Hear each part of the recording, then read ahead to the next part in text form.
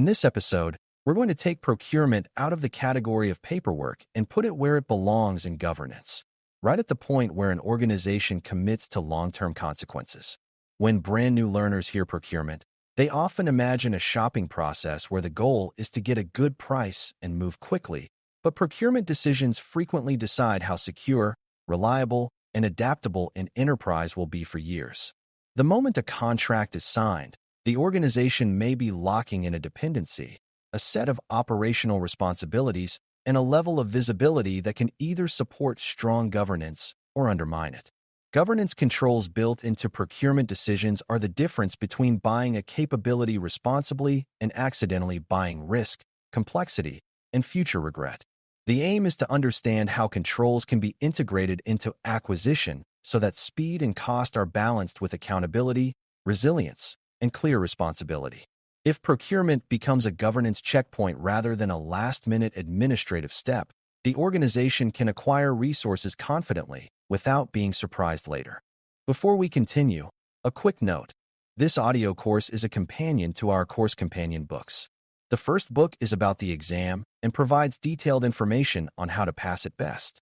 The second book is a Kindle-only ebook that contains 1,000 flashcards that can be used on your mobile device or Kindle. Check them both out at CGEIT.me in the Bare Metal Study Guide series. A good way to begin is to clarify what it means to acquire a resource in governance terms, because resources are not only hardware or software. Resources can include cloud services, managed services, contracted support, consulting help, data services, and even access to specialized capabilities the enterprise does not have internally. Acquiring a resource, therefore, means bringing something external into the enterprise operating model, where it will interact with systems, data, people, and processes. The governance question is never only whether the resource works, but whether it fits the enterprise's risk tolerance, architecture direction, and accountability expectations. Governance of Enterprise IT, CGEIT, treats acquisition as a decision that must protect enterprise outcomes, not as a task delegated entirely to procurement or a single technical team.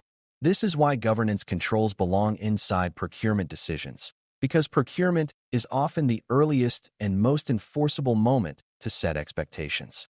If controls are added only after purchase, teams are forced to negotiate from a weaker position. When controls are built in from the start, the enterprise can move faster later with fewer disputes and fewer unpleasant surprises. One of the most important governance controls in procurement is clarity about the capability being purchased, not just the product being purchased. Beginners often focus on features, but governance focuses on outcomes like reliability, support responsiveness, security posture, integration compatibility, and the ability to change without breaking operations. If the enterprise cannot describe the capability it needs, procurement can easily become a competition between marketing claims rather than a selection based on fit. A governance-driven acquisition begins by defining what success looks like in practical terms, including how the resource will be used, who will use it, what data will be involved, and what dependencies will exist. This also includes defining what would count as failure, such as unacceptable downtime, poor audit evidence, lack of exportability, or hidden costs that grow over time. Clear capability definitions help procurement ask the right questions and avoid buying something that looks impressive but does not actually solve the problem. When the capability is defined, controls can be mapped to it logically rather than being generic checkboxes. Another control that must be integrated early is risk assessment, because every acquisition creates new risk even when it reduces some existing risk. Risk includes confidentiality risk, operational risk, compliance risk, and vendor dependency risk, and these risks differ depending on what data is processed and how critical the service is. Third-party risk management, TPRM, is often the discipline that evaluates vendor risk, but governance should ensure that risk thinking is part of procurement rather than a late add-on. If a service will handle sensitive data, governance controls should require evidence of appropriate protections and clear responsibilities for incident response. If a service will be business-critical, governance should require resilience expectations and clarity about how outages will be handled and communicated. Beginners sometimes assume risk assessment is a security team job that slows purchasing, but the reality is that late risk discovery slows things far more, because it leads to renegotiation, redesign, or replacement. When risk controls are integrated, procurement can select providers who match risk needs rather than discovering mismatches after adoption begins. This turns risk management into a decision input, not an emergency reaction. Procurement decisions also need governance controls around responsibilities, because the most common failure is not a missing feature, but unclear ownership. When something goes wrong, teams need to know who fixes what, who communicates to whom, and who has authority to make changes. Governance controls should require a clear division of responsibilities between the enterprise and the provider, especially around security controls, data handling, patching, monitoring, and incident response. This is often captured through documents like a Statement of Work, SOW, which defines what work will be done, and through operational agreements that describe ongoing responsibilities. Beginners can underestimate how often confusion arises here, especially when a provider assumes the enterprise handles certain tasks and the enterprise assumes the provider handles them. Procurement is the moment to prevent that confusion by forcing clarity in writing before dependence is created. Clear responsibility definitions also improve speed because teams do not waste time arguing during incidents. When governance controls demand responsibility clarity, procurement becomes a tool for operational readiness rather than a purchase transaction. Service expectations are another area where governance controls should be built in, because the enterprise needs predictable performance, not vague promises. A service level agreement, SLA, defines expectations like availability targets, response times, and support commitments, and it is one of the few enforceable mechanisms that can align a provider's incentives with enterprise needs. The beginner mistake is thinking an SLA guarantees quality, when it actually only defines consequences and measurements, and its value depends on whether it is meaningful and monitored. Governance controls should ensure the SLA reflects real business needs, such as the tolerance for downtime and the urgency of incident response, rather than generic standards that do not match reality. Governance should also ensure the SLA includes clear definitions, because a provider can meet an SLA on paper while the enterprise experiences real harm if measurements are misleading. Procurement should require transparency about how performance is measured and reported. When service expectations are defined early and monitored later, the enterprise can manage providers as accountable partners rather than hoping for good behavior. Cost controls and governance are broader than price negotiation, and they must be embedded into procurement decisions because many cost surprises are contract-driven. Total cost of ownership, TCO, includes licensing, implementation, integration, training, scaling costs, support costs, and exit costs. And procurement is the point where many of these costs become fixed or become difficult to influence. Beginners often focus on the initial price, but governance needs procurement to reveal the full cost structure, including what costs change with usage, what costs change with feature tiers, and what costs appear during renewal. Another cost control is ensuring that the contract does not create incentives for unnecessary expansion, such as confusing add-on pricing that encourages unplanned purchases. Governance can require a cost model that leaders can understand, so leaders are not surprised when adoption grows and costs accelerate. Procurement should also require clarity about what is included in support and what becomes billable. When cost controls are integrated early, the organization can plan realistically and avoid the cycle of acquiring a tool cheaply and operating it expensively. Data controls are central to governance-driven procurement because data is often the asset that creates the highest impact when mishandled. Procurement decisions must include controls about data ownership, data access, data retention, and data disposal, because these define what the enterprise can prove, what the enterprise can recover, and what the enterprise can delete when required.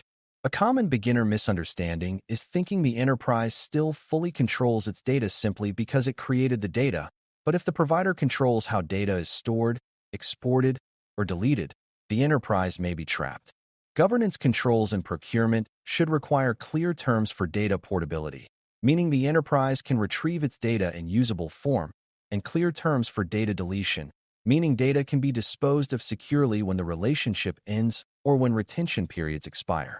Procurement should also ensure that data processing boundaries are clear, such as what data is copied, where it is stored, and how access is controlled. These controls support compliance and reduce breach impact because they limit unnecessary exposure.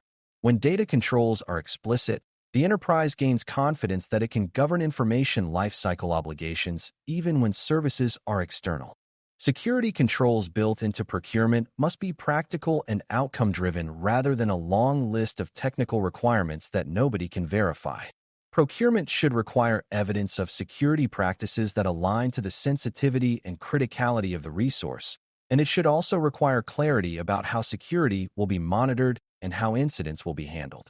Beginners might assume security is proven by certificates or claims, but governance needs procurement to ensure there is usable evidence and ongoing reporting that supports oversight.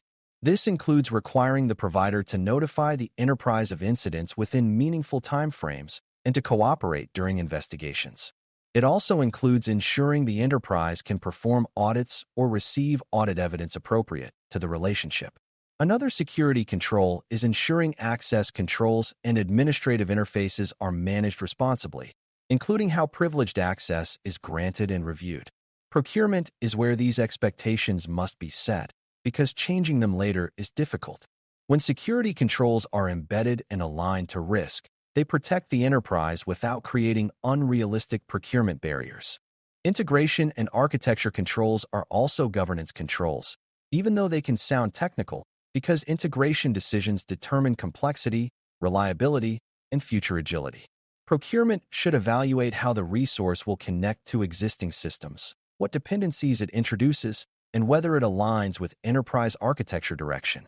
A provider that requires unusual integration patterns or creates duplicate sources of truth can increase operational burden and reduce data governability. Governance controls should require that the resource supports the enterprise's preferred integration approaches and that it can work within existing identity and access patterns. Beginners often assume integration is a later implementation detail, but procurement is the moment to ensure the resource can actually fit without creating long-term friction. Integration also affects resilience because complex integrations often become failure points. Procurement can reduce future instability by selecting resources that integrate cleanly and support consistent monitoring. When architecture controls are part of acquisition, procurement becomes a force for coherence rather than a source of fragmentation. Another governance control that is often ignored until it is too late is exit planning, which is the enterprise's ability to end or change the relationship without major disruption. Vendor lock-in is not only a pricing problem, it is a governance problem because it reduces future choices and weakens risk response options. Procurement should require terms that support exit, such as data exportability, reasonable transition support, and clear timelines for termination. Even when the enterprise does not expect to exit, planning for exit is part of resilience because disruptions can include provider failure, provider acquisition, or unacceptable changes in terms. Beginners sometimes see exit planning as pessimistic, but governance treats it as responsible because it preserves optionality. Exit planning also supports cost control because it limits the provider's leverage during renewals. Procurement controls that address exit reduce the chance that the enterprise will be forced to accept unfavorable terms to avoid disruption. When exit is feasible, the enterprise can source with confidence and negotiate with clarity. Procurement controls also need to include measurement and accountability mechanisms that continue after purchase, because acquisition is only the beginning of the relationship.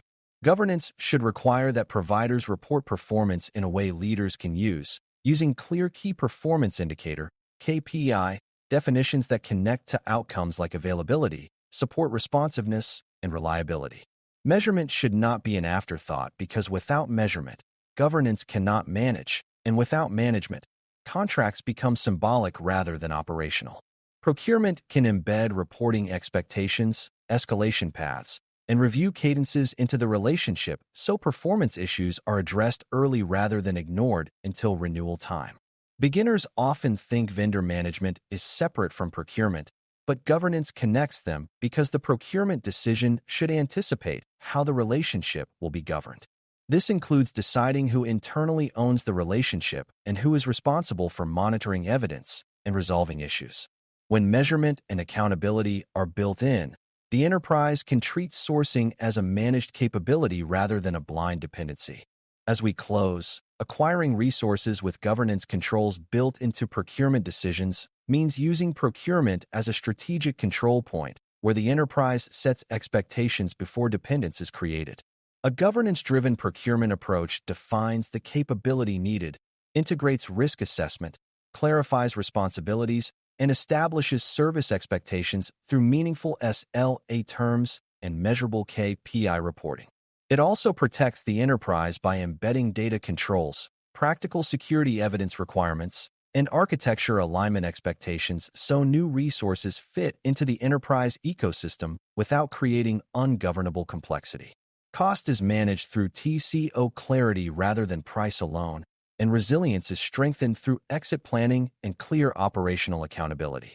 For brand new learners, the key takeaway is that procurement is not just about buying. It is about shaping how the enterprise will operate, respond to incidents, and adapt in the future.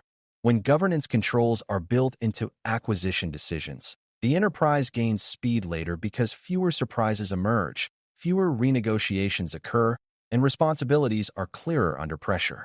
That is how procurement becomes a governance strength that supports consistent delivery and responsible risk management over the full life cycle of the resource relationship. Thanks for listening. For more audio courses, daily newsletters, and more, please visit baremetalcyber.com.